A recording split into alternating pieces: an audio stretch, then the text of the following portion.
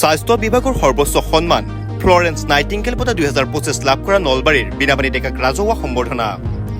নলবাৰী যুটীয়া স্বাস্থ্য সঞ্চালকালয় আৰু অতিৰিক্ত স্বাস্থ্য বিষয়া নলবাৰীৰ উদ্যোগত আৰু সদৌ অসম ANM সন্থাৰ নলবাৰী শাখাৰ সহযোগত আয়োজন কৰা সম্বৰ্ধনা অনুষ্ঠানত ৰাষ্ট্ৰপতি পুৰস্কাৰপ্ৰাপ্ত স্বাস্থ্যকৰ্মী বীণাপানী ডেকাক নলবাৰী জিলা পুথিভঁৰাল প্ৰেক্ষাগৃহত আজি ৰাজহুৱাভাৱে সম্বৰ্ধনা জনোৱা হয়। সম্বৰ্ধনা অনুষ্ঠানত নলবাৰী যুটীয়া স্বাস্থ্য সঞ্চালক কৈলাশ ডেকা, কৰ্মচাৰী পৰিষদৰ প্ৰাক্তন সচিব বাহব কলিতাকে ধৰি বহুকেইগৰাকী জ্যেষ্ঠ ব্যক্তি উপস্থিত থাকে।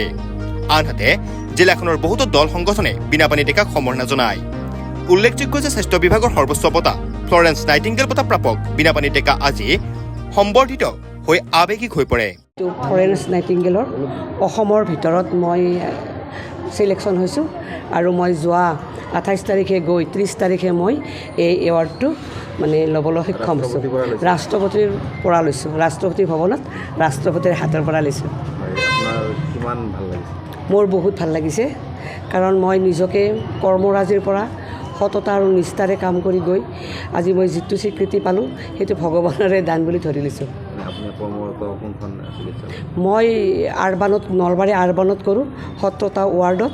আমাৰ কোনো ঘৰ নাই, কোনো কাৰ্যালয় নাই।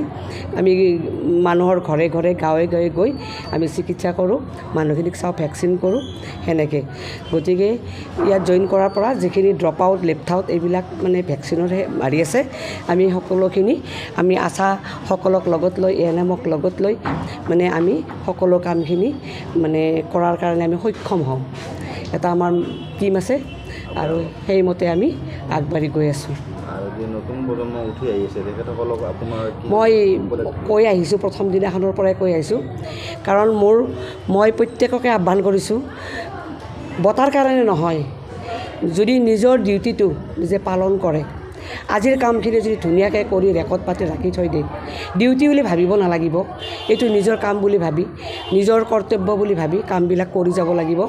আৰু এই কৰ্মৰ দ্বাৰা সকলোৱে যে ফলৱৰ্তী হ'ব মই এইটো ভালকৈ জানো বা ভালকৈ মানে মই ক'ব পাৰোঁ। আৰু তেওঁলোকক মইতো আশ্বাস দিছোঁ, এইটো মই মেছেজ পঠিয়াই দিছোঁ যে সকলোৱে পাব, ভালদৰে কাম কৰিব লাগিব আৰু ভালদৰে মানে যিখিনি কাম কৰে তাৰে নমুনাবিলাক মানে ৰেকৰ্ড পাতিবিলাক ধুনীয়াকৈ ৰাখিব লাগিব। নলবাৰীৰ পৰা টিপু দাসৰ report, news any 365। Stay informed, stay ahead. News Any 365.